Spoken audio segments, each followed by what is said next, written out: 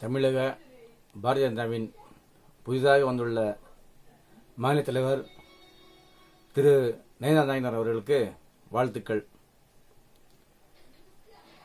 வாழ்த்துக்களுடன் ஒரு வேண்டுகோள். எந்த கட்சி இருந்தீங்களோ பரவாயில்ல, இந்த கட்சியில் உங்களுக்கு கூடிய சீக்கிரத்தில் உங்களுக்கு தமிழ்நாடு தலைவர் பதவி கிடைச்சிருக்கு. ஒரு மாநில தலைவராக ஒரு கட்சிக்கு, தேசிய கட்சிக்கு மாநில தலைவர் இருக்கிறது பெரிய விஷயம் கிடையாது, சிரமமான விஷயம். அதுவும் பாஜக இருக்கீங்க. இப்போ என்ன விஷயம்னா, நீங்க வந்துட்டீங்க, தலைவராக இருக்கீங்க. முன்னாள் தலைவர் திரு அண்ணாமலை அவர்கள் பண்ண மாதிரியோ, இல்லை தமிழ் சேர்ந்தவர் மாதிரியோ, இல்லை அங்கே இருக்கிற சில கும்பல் இருக்காங்க, எப்படியாவது கலகம் பண்ணணும், தேவையில்லாத பேசணும், எதிர்கட்சி இல்லாமல் எதிரி கட்சியாகவே இருக்கணும், விஷமத்தனமான செயல் செய்யணும், பேசணும், மத தேஷம் இதெல்லாம் இல்லாமல் நீங்கள் மக்களுக்கு பயன்படுற மாதிரி மக்களை மனசில் வச்சுக்கின்னு நல்ல ஒரு தலைவராக இருக்கணும்னு ஆசைப்படுறோம், செய்வோம், நம்புகிறோம். இன்னைக்கு ஒரு 3 தலைவருங்களை ஒரு அருமையான ஒரு யோசனையும் சொல்கிறோம், ஒரு வேண்டுகோளை வைக்கிறோம். என்னன்னா, முதல்ல எடப்பாடி ஐயா அவர்களுக்கு நீங்கள் வர வர சீமான் மாதிரி ஆகிட்டுக்கிறீங்க. காலையில் ஒரு பேச்சு, மதியம் ஒரு பேச்சு, நாளைக்கு ஒரு பேச்சு, இன்னைக்கு ஒரு பேச்சு, இந்த மாதிரி இல்லாமல் நீங்கள் அவருமாக தான் இருக்கீங்க. தேவையில்லாத பேசுறீங்க. அன்னைக்கு சத்தியம் வைக்காத குறை, கற்பூரம் கொளுத்து சத்தியம் வைக்கல. இனிமேல் பாஜகவோட நம்ம கூட்டணி கிடையாது, அவங்க தான் அழிஞ்சோம் ஒளிஞ்சோம், நாங்கள் அப்படி இப்படி தாம் தும் தையாடினீங்க. இன்னைக்கு உங்கள் பிரச்சனை, உங்கள் பையனுடைய பிரச்சனை உடனே போயிட்டு சைலண்டாக உட்காந்துங்கன்னு உள்ளே போய் சேர்ந்துட்டு அன்னைக்கு சைட்ல குட்டி தான் நீங்கள் சசிகலாவும் சரி, தினகரன் சரி, எல்லாரும் நீக்கினீங்க, ஓபிஎஸ் நீக்கினீங்க, என்னென்ன சொன்னீங்க கேட்டால் சைட்ல கூட்டம். இன்னைக்கு அந்த சைட்ல கூட்டம் எங்கே போச்சு? செத்து போச்சா? நீங்கள் எப்படி தானா ஒத்துக்குனீங்க? நீங்கள் ஒத்துக்குனா முடிஞ்சு போச்சா? நீங்கள் மொத்தம் நீங்கள் ஒரே ஒரு ஆளா அதிமுக? அப்படி ஒன்றும் கிடையாது. இல்லை, இந்த மாதிரி விஷயத்த வேலைலாம் செஞ்சுட்டு இதுக்கு பேச்சு வரைய ஒரே சிரிப்பு வரைய நெக்கலாக சிரிக்கிறீங்க. ஆனால் சிரிப்பு இல்லை, உங்கள் மனவதை எங்களுக்கு புரியுது, மாட்டிக்கிட்டோமேன்ற மாதிரி இருக்கீங்க. பேசணும்னு சொல்லி பேசுறீங்க. தேசியம் எல்லாம் விட்டுருங்க முடிஞ்ச வரைக்கும். ஆனால் ஒன்று, நீங்கள் ஒரு என்ன சொல்லியிருக்கீங்க, ஒரு தந்திரமான ஒரு விஷயம் தான் செஞ்சுருக்கீங்க. அதாவது பிஜேபி உங்களை அழிக்கலான்னு பார்க்குது, நீங்கள் அவங்களுக்கு எடுத்து மொத்தம் அழிச்சிடலான்ற மாதிரி நீங்கள் இருக்கீங்க.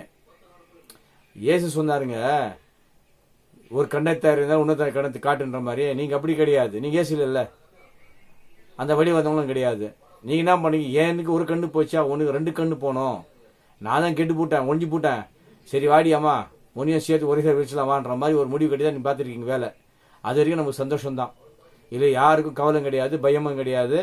நீங்கள் அந்த நல்ல அது மாதிரி இருங்க, கூட இருங்க, ஒழிச்சு கட்டுங்க பிஜேபியை. சரியா?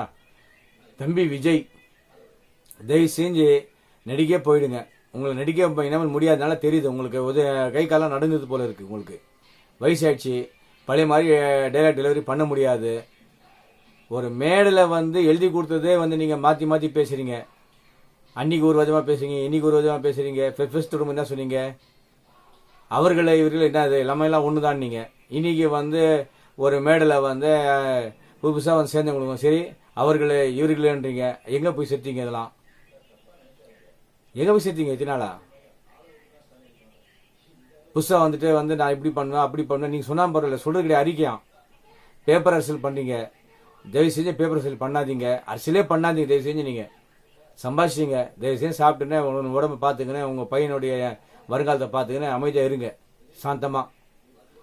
சீமான் சாமான் யாருன்னு நமக்கு தெரியும்.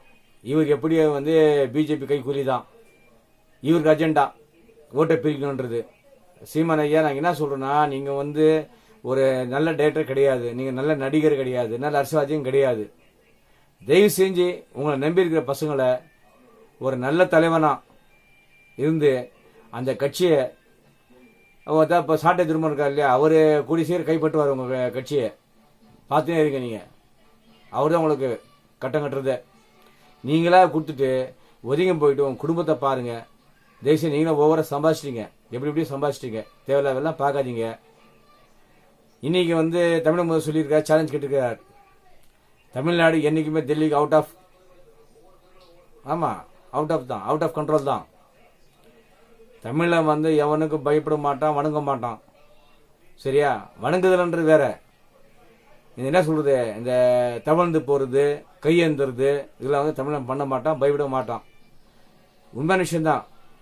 ஒரு அமித்ஷா இல்லை, ஆயிரங்க அமித்ஷா வந்தாலும் சரி, எந்த ஷா வந்தாலும் சரி, ஒன்றும் இங்கே பிடுங்க போகிறது கிடையாது, ஒன்றும் ஆக போகிறதும் கிடையாது. தேவையில்லாமல் வந்து தமிழ்நாட்டில் இருக்க அரசியல் கட்சிகள், பிற கட்சிகள் தேவை, இன்றைக்கும் சொல்கிறோம், தமிழ்நாட்டில் சில கட்சிகளில் பல கட்சிகள் வந்து தேவையில்லாத கட்சி இருக்காங்க.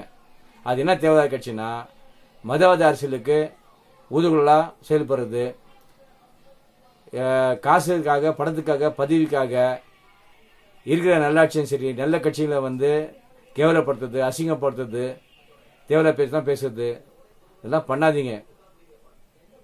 முன்னே ஒன்று, எந்த கட்சி எந்த தலைவர் சரிதம் இருந்தாலும் சரி, அங்கே ஜெயிக்க போகிறது ஜனநாயகம் மட்டும்தான். அதனால் நீங்களாம் வந்து இதெல்லாம் விட்டுட்டு நல்லபடியாக வந்து ஒரு தலைவராக இருங்க. இல்லை உங்கள் பதிவை ராஜாம் பண்ணிட்டு உங்கள் கட்சியை கழிச்சிட்டு கம்முன்னு போய் இருக்கிற வேலை போய் பாருங்கள், தயவு செஞ்சு.